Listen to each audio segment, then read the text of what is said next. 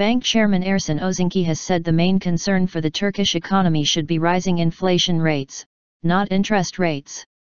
We should be focusing on the rise in the consumer price index rather than the expected rate hike by the U.S. Federal Reserve Fed. Everyone in Turkey should be asking why 1 kilogram of tomato now costs 5 liras, Özince said in an interview with daily newspaper Sözcü. After being asked when he expected the Fed to hike rates, he said that he does not care. Many people have recently been concerned about the expected rise in the Fed's rates. As the chairman of bank and a person who knows the Treasury very well, I can say that my top concern is not the Fed's expected move, Özince said. Everybody already knows that the last decade's high liquidity party is over. If Turkey takes the right steps, it will be able to find the foreign funds that it needs, although it may cost a bit higher. However, the rates will not increase any more than tomatoes' price.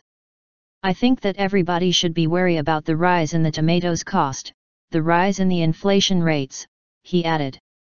He noted that the rise in the food prices is now around 14% and said it is the main stimulator behind the rise in the consumer price index.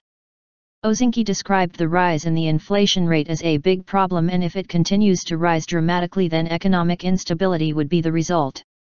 Meanwhile, consumer price inflation in Turkey rose more than expected in April, according to official data released by the Turkish Statistical Institute, TK, on May 4. The consumer price index rose 1.63% from March, pushing the annual rate of inflation to 7.91% in April from 7.61% in March, according to a statement from the TK. The highest annual increase was 14.36% in food and non-alcoholic beverages, followed by hotels, cafes, and restaurants with 13.34%.